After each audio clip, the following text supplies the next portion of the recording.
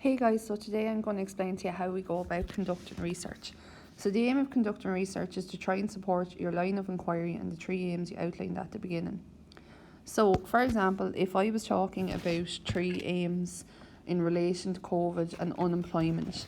So let's take for example that one of my aims is evaluate how the unemployment rate changed in Ireland how the unemployment rate in Ireland was affected by COVID-19. So let's just have a look at a graph I did on data.cso.ie looking at the unemployment rate. So first of all, it's important to note when I decided to look at how the unemployment rate changed, we know that COVID started around March 2020. And in order for me to show how COVID affected the unemployment rate, I thought it would be best to take the beginning of 2019, so MO1 means January 2019, month number 1, and I took right up until the most recent figures, which is November 2021, to give me a clear indication as to what how it had changed over time. Now I have a small issue here on the left hand side. I'm not 100% sure what happened there because we have 5, 5, 6, 6, 7, 7, but we're going to talk through this anyway. And just a couple of things on this. So I made sure that my x-axis is this axis.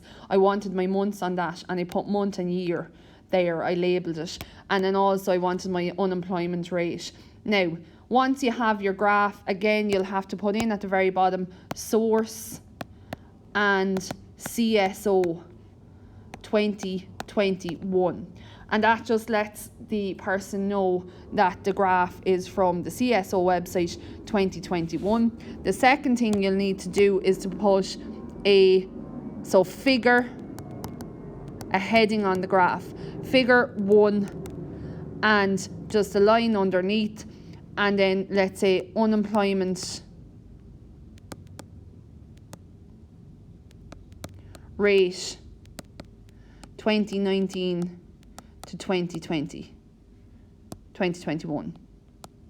So they're the two things that you'll need to do. You'll need to put a heading on it. These headings don't count in your word counts, don't worry about that.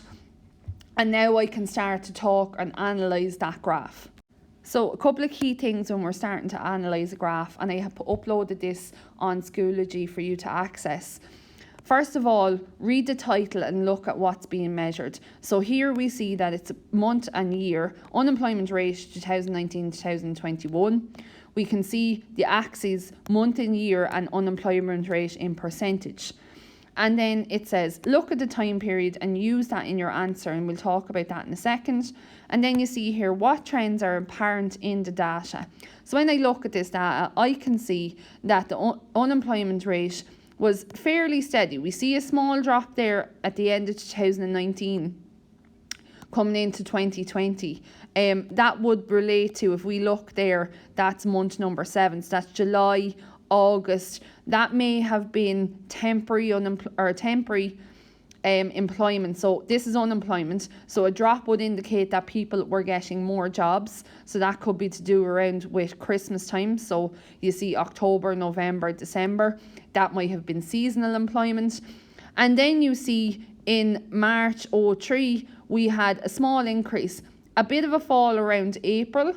And that fall might relate to an increase in people working in like food stores, so like Dunnes Stores and Tesco, because there was a big increase in demand for food.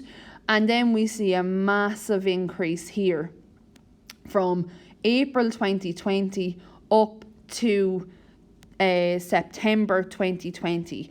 And again, we see that there's a little fall to around December 2020, and a massive increase again, and another drop then around, it started to drop, that's April 2021.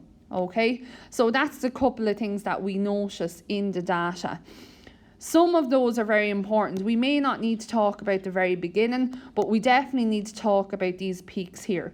And then also, can you use some of the figures to analyse the data further? What reasons can you give for the changes? So let's look at how we would go about analysing this graph. Okay, so this is just a rough example of how to analyse a graph. So I picked out the main figures here. So when I looked at the main points that I needed to note here, I needed to note the change, the increase from these 2 points, the fall to this point, and again increase and then fall again. So they're the ones that I needed to comment on. So first of all, note that I referred to my figure 1. We see that prior to March 2020, the unemployment rate was fluctuating at a steady rate. Fluctuating at a steady rate just means it was changing, but it was at a steady rate. Now, I have some percentages in here. I had to refer back to the table because it can be quite hard to read those percentages here. And that's just because of a mistake I made with this graph. So, and as well, because we have so many months, there's big fluctuations in decimals. So what I would say to you is you can refer back to your table. This is just a visual to give the reader an idea of what had actually happened, and a good visual. But I would definitely, if I was doing this again, make amendments to my graph. So this increased from 4.7 in April to 7.2 in September 2020. And then I need to try and give a reason for that. So think about what happened in the economy. Due to the 2 kilometre and 5 kilometre movement restrictions and forced temporary closure of businesses. The reopening of the economy resulted in a decrease of the unemployment rate to 6.2. So that's, I'm talking about this fall here. Before further lockdown measures resulted in large increases in a large increase, not increased, in March 2021 to 7.9%. Okay? And then I just made a comment on why that large increase occurred. So this was likely due to businesses having to close permanently due to them being unable to cover fixed costs with the reintroduction of restrictions. So some of these businesses were able to cover their costs for the first closure of businesses, and particularly with government supports like the PUP and the wage subsidy scheme. They were able to keep staff on board. Then they reopened and we saw a fall in, so they may have only had to make some people unemployed, or some people would have been getting PUP. Then we see this fall when the economy reopened for kind of the summer, September, October, November, and then we see a large increase again relating to when the economy closed just at Christmas, all right, and after Christmas. So you remember that was the time of the school closures up until I think it was April. So the last part then, just to comment on the big fall here. The fall to 5.2% in September 2021 reflects the current labour shortage in Ireland, given that the economy continues to grow, particularly in sectors such as construction and retail. I would also put in a comment there that from, wasn't it September, or yeah, it was September, that the lockdown restrictions were fully lifted. October, wasn't it? Lockdown restrictions were fully lifted. And we remember as well last summer we were allowed to travel around Ireland as well, so that would have seen a large decrease, particularly during the summer months. We would have seen a large increase in people getting jobs and therefore a decrease in the unemployment rate, because there were more jobs available, particularly in hospitality. We also see a large fall here, and I just said it, because of areas like construction and retail. There are labour shortages there. So, and those economies are thriving, or those industries are thriving. So that's why there's a large fall there. So I would put in another little sentence there just mentioning that lockdown restrictions were fully lifted. That's how you go about a little paragraph like that explaining the graph. So just key points, make sure to include your figure 1, your title, your source of your graph, and then this is how you go about analysing it. Okay?